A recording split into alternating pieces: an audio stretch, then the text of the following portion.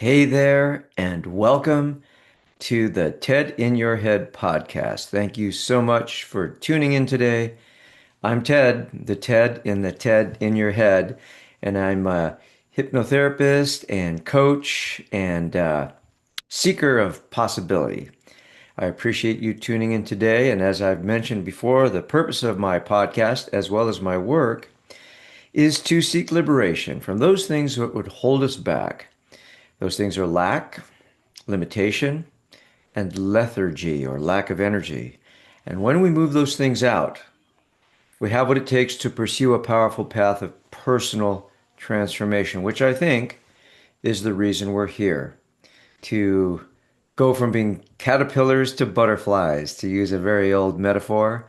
And if that's something that you are interested in, something maybe you're struggling with, I'll tell you how you can get in contact with me and we'll have a short conversation. But for now, let's get into today's podcast, the title of which is Three Steps to Tap into the Power of Extreme Gratitude.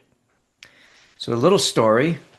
I was taking a walk this morning, like I try to do every morning, take a walk around the lake near my home. And originally, I was going to do a podcast today on procrastination. So I've been having a lot of people reach out to me for help with procrastination, very common reason for people to reach out to a hypnotherapist. And so that was the plan, but something happened today where the universe told me, no, you're going to do a podcast on gratitude today. And what happened was very simple. I'm taking a walk around the lake. It's a beautiful day. So we had some rain here in Southern California. Very grateful, speaking of gratitude, very grateful for the rain. It was cold, but now it's sunny and warm, and we're all enjoying that. And it was a beautiful morning as I walked around the lake. And when I got done, I got into my car and I went to the store to buy some stuff. And so I got the stuff. And when I went to the checkout counter to check out, I realized that I didn't have my wallet with me. And of course, I started to panic and I looked around the store and I looked in my car and it occurred to me that I may have lost my wallet while walking around the lake, which had happened once before. And the reason it happened was because um, now I'm wearing longer pants. It's a little cooler. And these long pants kind of have, they don't really have, they have two front pockets, but not back pockets. And I put my wallet into my back pocket, which is not much of a pocket, it's small. And I realized that I was putting my phone in there too. And I listened to all kinds of crazy stuff and wonderful stuff while I'm walking. And the last time I lost my wallet, it happened because I had put my phone into the same pocket as my wallet. And when I pulled out my phone to take a photo or change the podcast, the wallet came out with it. Fortunately, the last time I lost my wallet, somebody very wonderful had turned it into the park headquarters.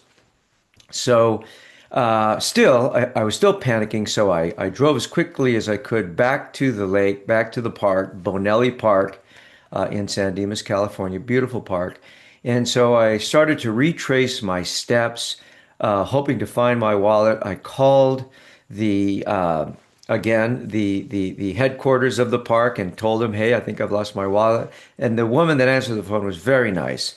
She said, "Well, I'm going to send one of my maintenance guys to go out and take a look, and we'll see if we can find it for you." And I said, "Thank you very much."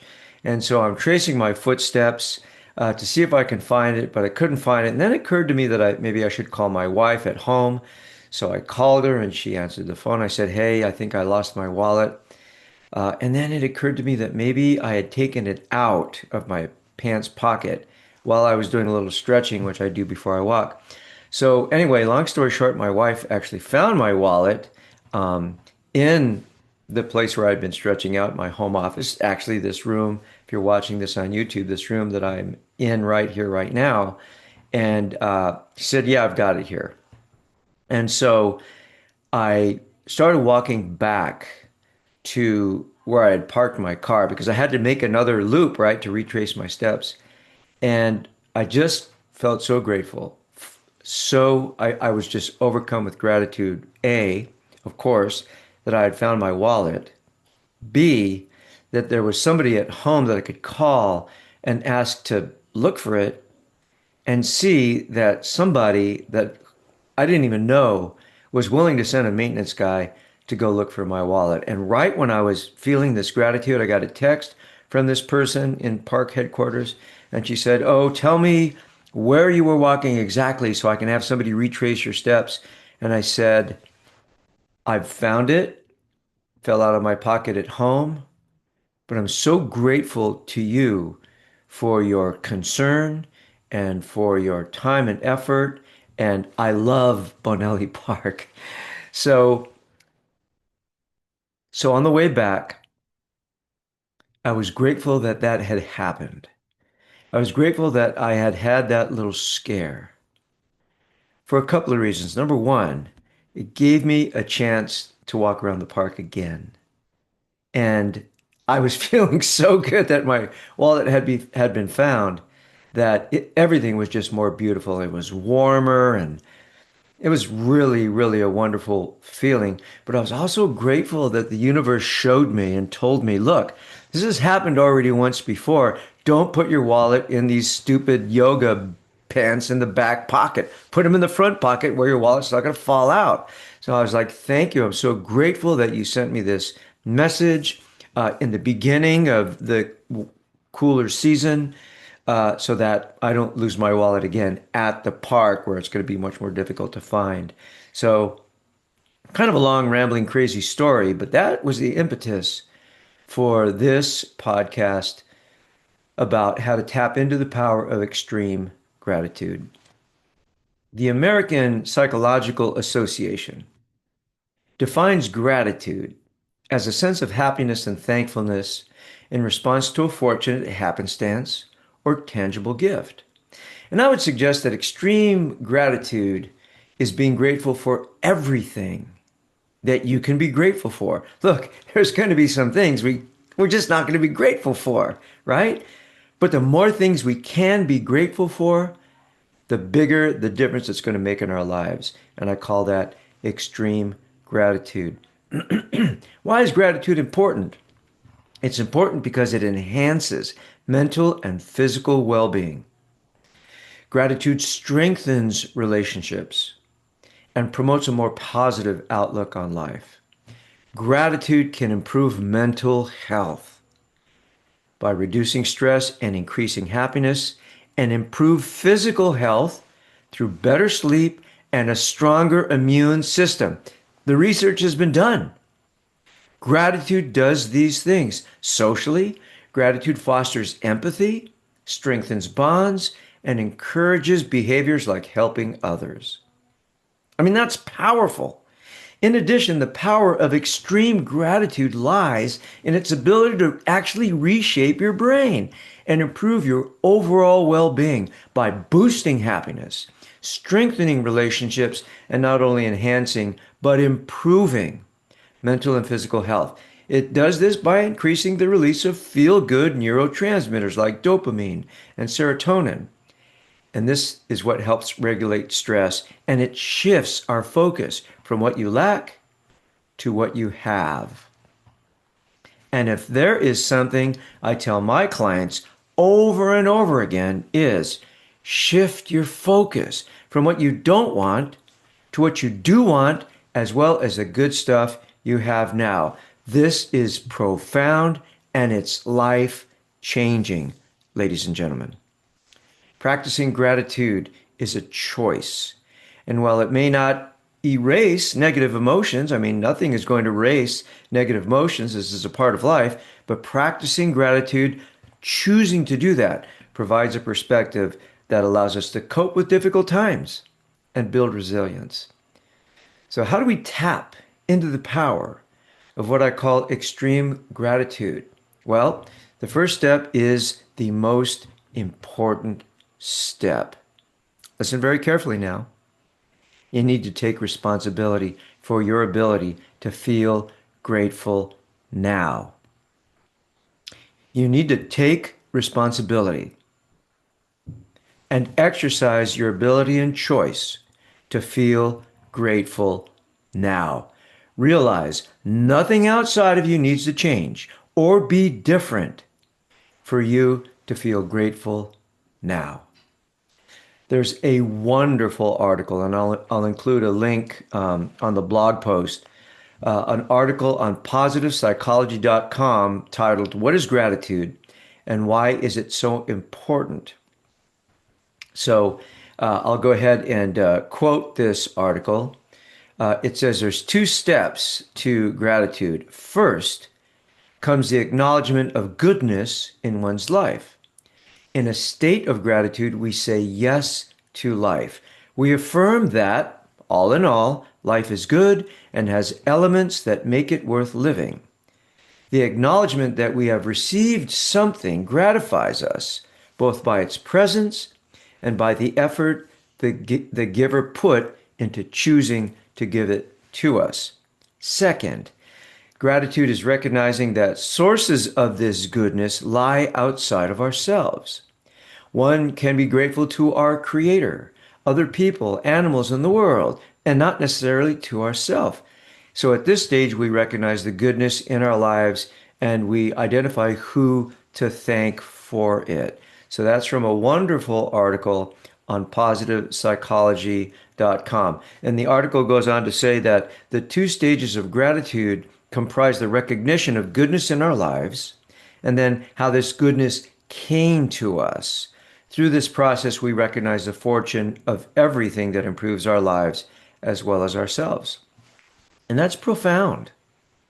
So, being grateful for things that people give us, and then being grateful to the things that give happiness or fulfillment to us, such as everything outside of us, the outside world.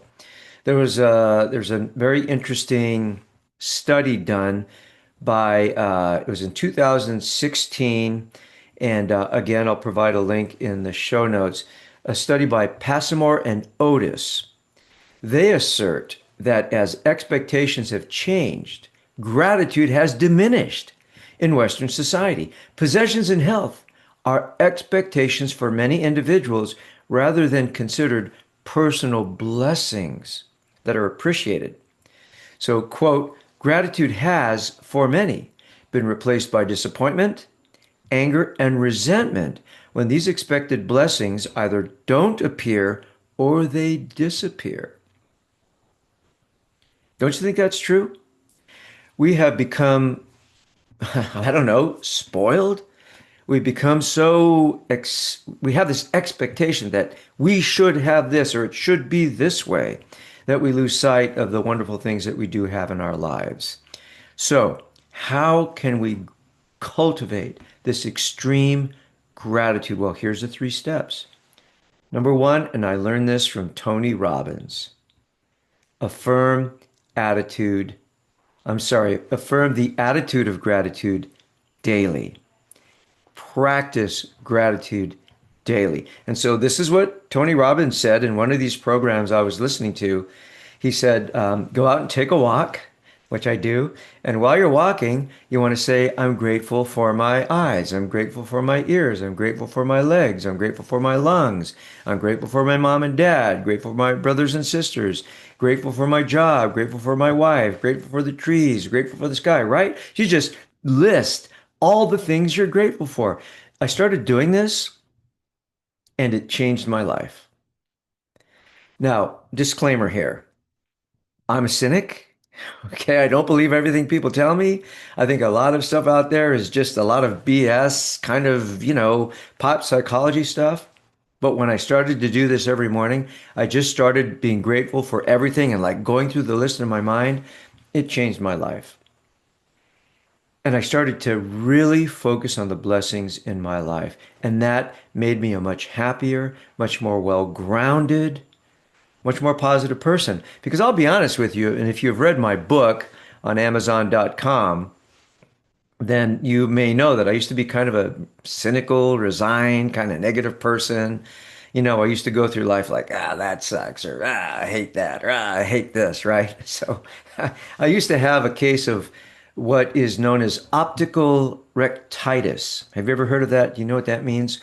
optical rectitis is when the optic nerve somehow gets kind of kinked up with the nerve that goes down to the rectum. And when these two nerves get crossed, you have a shitty outlook on life.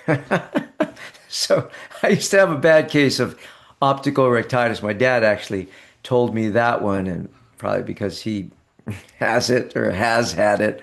So anyway, that changed when I started giving gratitude daily, and it was very simple. Again, when I was on my morning walk, I would say, "I'm so grateful for this." I would just go down the list of everything for about 5, maybe even 10 minutes, and it made a huge difference. And from that point on, I was just a lot more grateful than I had ever been. Try it. Seriously, it works. Second step, be mindful of and look for the blessings in your life. We have a tendency to be so focused on what we lack, what's not working out, what's going wrong. But truth be told, more things go right every single day for the vast majority of us. So look at the house you live in. Look at the fact that you have a job if you have one. And if you like your job, be grateful for that. That's a blessing. If you're healthy, that's a blessing. Even if you have health challenges, but you can still get up and walk around and go to work, be grateful for that. If you live in a nice neighborhood, have gratitude for that. If you have people that love you, actively look for the blessings in your life. And this is a game changer. It really is. If you shift your focus from what's going wrong, what you don't have, what's not working, and start looking for the good stuff. I mean, you could call it a positive mindset, but it's much more extreme than that. It's just living in a state of, wow, I am totally and completely blessed. And that is a vibration. It's a vibration. It's a resonance that unless you've experienced it, it's hard to see or know what that can do for your mind and for your body. So be mindful and look, actively seek out the blessings in your life. Talk about it to yourself, talk about it to others, or just talk about it to the universe. And so it's about getting out of your head, right? Notice objects, shapes, colors, designs. Be aware of how things reflect light, how they're constructed, how things wear down. Notice without judgment, only perception. They say God is in the details. Take time to look closely and deeply into things. Feel the surface of something. Get present to the textures and what that does for you or not. Really look into people's faces when you're talking to them. Notice their eyes, their hair, how they use their hands.